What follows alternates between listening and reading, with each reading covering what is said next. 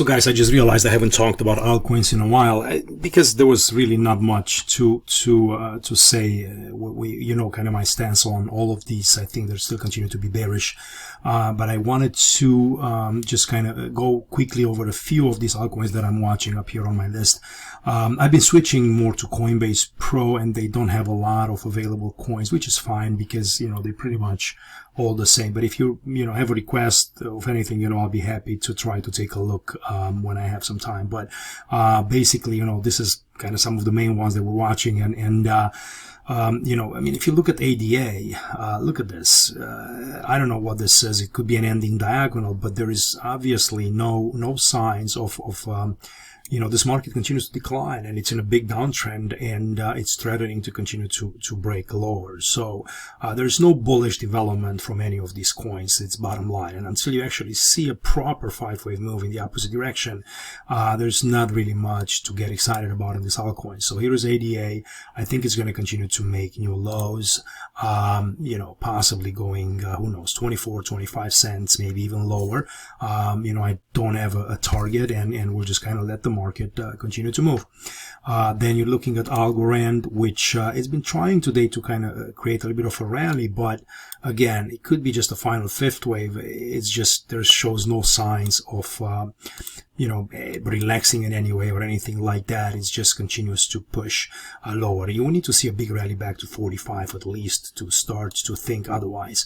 So that's, in my view, that's pretty bearish. Chile is in here, created a little bit of a push. Maybe with this whole kind of World Cup and all of that, maybe, there's some interest here. But it doesn't have, not even close to a bullish structure. I mean, this is I don't even know what this big old mess is. This like what is this? A, B, C, D, E. This looks like a big triangle or something like that. Then let's see, Dodge. It's basically still, I think, in a big downtrend. ABC up. 1, 2, 3, 4, 5. I think we're gonna make new lows in there as well.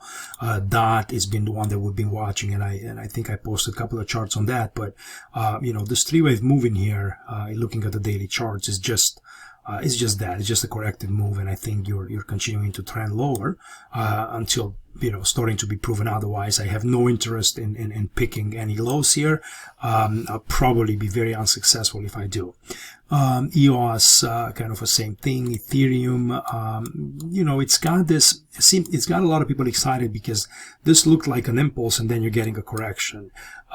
It's a very ugly correction. It's a very big correction. The bigger these are, the less likely is that they are correction. The more likely it is that this was actually an X wave or a B wave, and you're actually having a failure.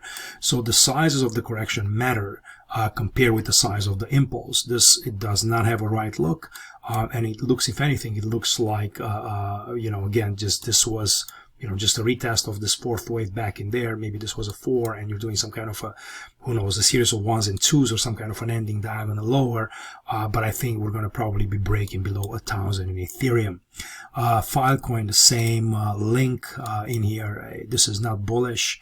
You could start thinking about this what is the name of the the methodology. Oh gosh, I got a brain freeze in here. Anyway, when you have kind of this type of a move and you're trying to kind of create a base, I don't think it's bullish. The price, has not convinced me of anything like that. If anything, you broke lower, you're pushing in a 2. I think you're probably going to be doing a 3, 4, and 5, and before we know it, we're probably going to be at about $4 in a Link. In here. Then we're looking at Litecoin. Again, I think it was just an ABC up, and you're starting to push lower. It still has, the possibility of this being some kind of a 1, flat into another 1, 2. But just like I've been talking, many times, 1, 2s and 2s are very, are kind of wishful counts, and sometimes they work, and they're great when they do, but most of the times they don't. So, being in a big bear market, I have to be kind of careful of that. So we'll see what happens here. Again, just watch on this 1, 2 if you're breaking below 78, below 61.8. So do a fib retracement here, like that, and then if you're breaking below 59.32, you will know that it's likely to continue to the downside.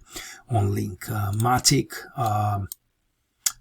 in my view, there is not a lot there, and then XLM is threatening to break lower. Mind you, maybe out of a triangle in here, so we'll see how long that's going to be sustained, but he could get cut off in here, and he wouldn't even surprise anybody, right?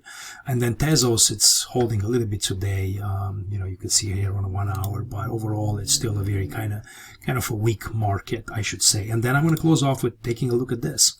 I think a lot of people are watching this. I watched the interview with CZ this morning on CNBC. I must tell you, the guy sounded confident right in the beginning, and then as they were kind of grilling him throughout the interview, maybe it's the way he talks or whatever, but he's starting to do this kind of I don't know, he had an avalanche of words that did not inspire confidence, at least not to me, maybe not to a lot of people that were watching. And I think they're going to put him in a big test here. And if BNB loses this level, it's very likely we're going to go to 187 pretty quickly, and probably even below that towards 150 and below. So I would be very, very cautious here, because the sell-off in here, this resistance line, it's very, very similar to kind of how Luna had it. I'm sorry, not Luna, FTX coin, right?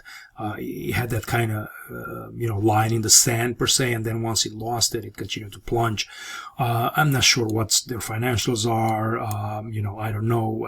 He's very confident in all, having one-to-one customer deposits and being able to, handle all the withdrawals. But when you start to get fear in the market, and any exchange can be hurt by a run on the money. So we'll see what happens here, but I think this could trigger the next avalanche of sell-offs in the crypto land, and we could get cut in half from here, maybe even Bitcoin.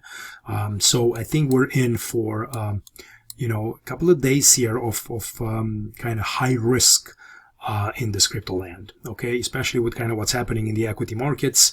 We are on a ripe environment for some strong moves to the downside. I don't want to spread fear in any way, but I'm just kind of telling you my thoughts and kind of what I'm thinking about here as I'm reading this price action. Okay, so take it as you will, and try to protect yourself accordingly in however you're handling your accounts and your coin. So anyway, let's continue to kind of keep an eye on this. Let me know if any questions, and I'll be happy to help out in any way I can. Thanks for watching. Bye bye.